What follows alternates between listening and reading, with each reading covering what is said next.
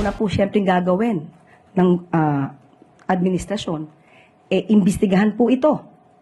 Imbestigahan mula nang ito ay magkaroon ng design up to the time kung bakit pa ito itinuloy kung hindi na magandang i-design noong 2014.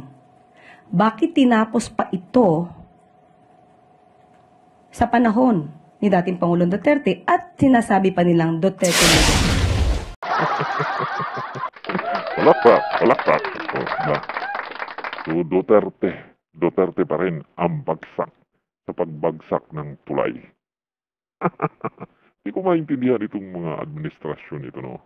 So, lalong-lalo na ito si Claire Castro. Madam, mukhang malalim ang galit mo sa mga Duterte. Natukhang ka ba?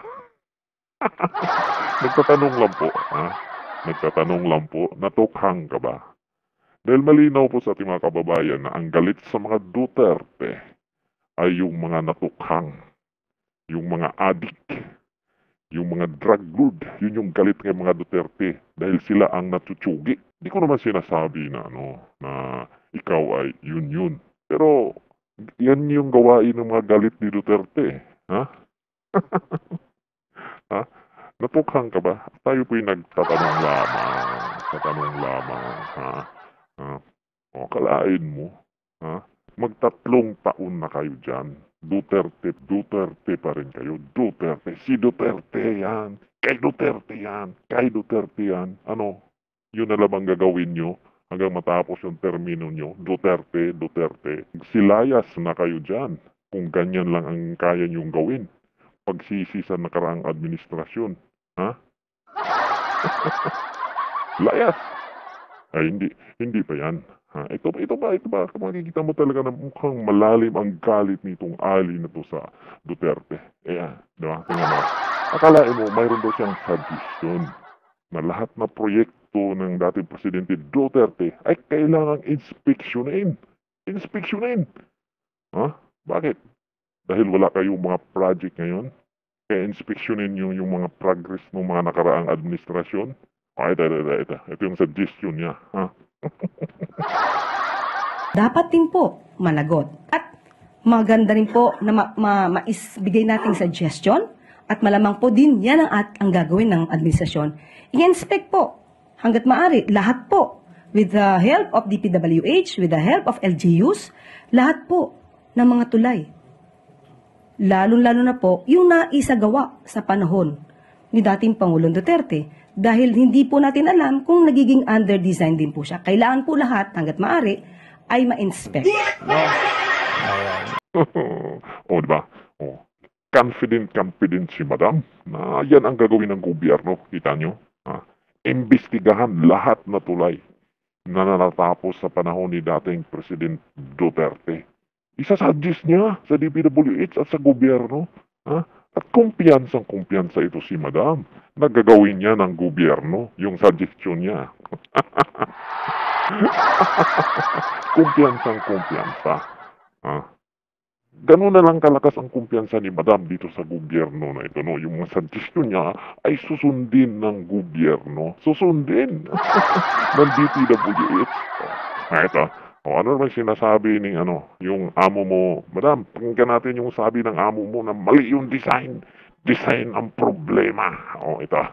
It is a design flaw. Mali yung design. Ang history kasi nito, dapat ang design is really weak. Dahil kung tutusin ninyo, this is supposed to be a suspension bridge. Nakasabit. Nakaganyan yung arko na ganyan, tapos yung bridge suportado ng kable. Ito lang ang suspension bridge na nakita ko sa buong mundo na hindi kable. At yan na mismo ang bumigay. Ayan Diyan bumigay yung bakal. Kung kable yan, hindi dapat bumigay yan. Tapos yung pag-anchor nung support, tignan ninyo, doon lang sa baba.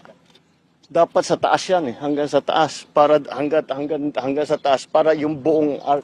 Ito ang nagsusupport sa kanya. Yan yung bakal na nakikita ninyo at saka yung semento. Yan lang ang nagsusupport doon sa buong tulay. So mahina talaga ang design dito. Hindi natin Oh, narinig nyo ang paliwanag kung bakit weak yung design. Take it from the expert, ha? Expert. Yan yung paliwanag ng expert kung bakit mahina, bumagsak yung tulay na yan. Dahil weak yung design. Sino ba kasi nag-design dito?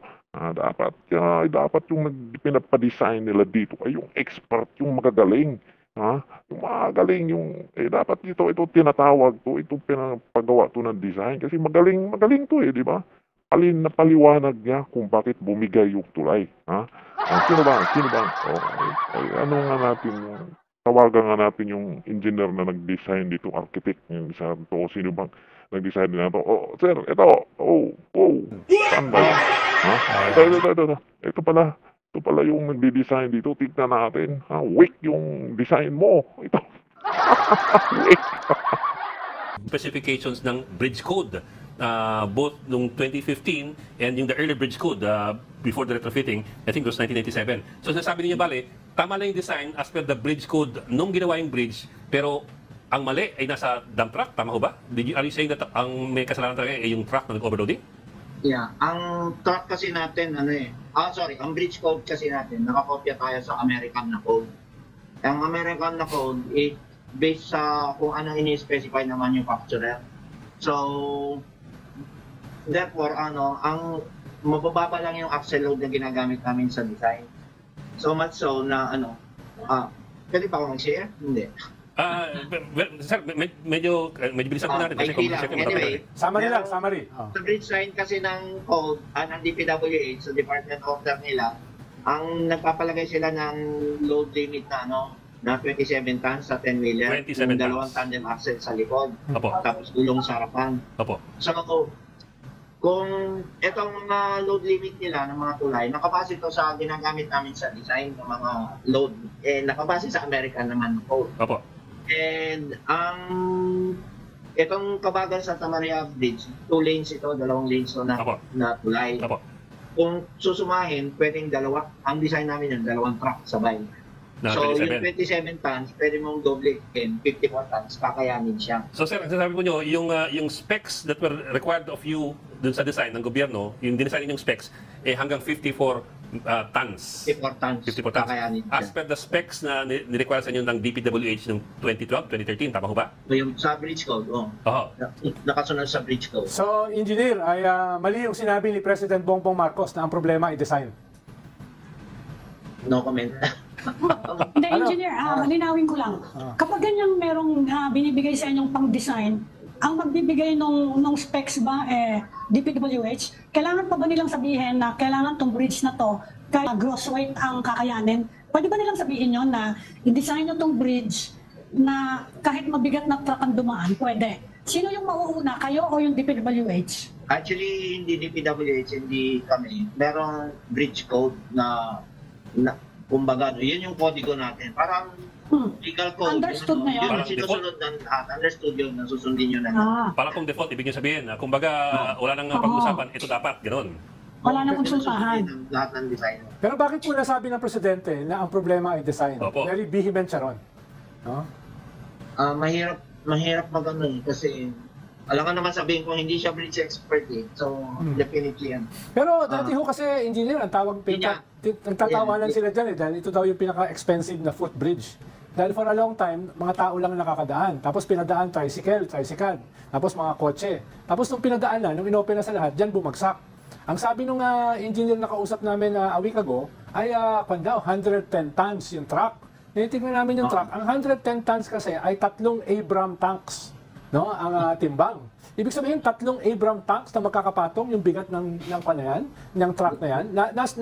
Natimbang nyo ba yung truck na yan? Hindi, ang Region 2, DPWH, ang niyan,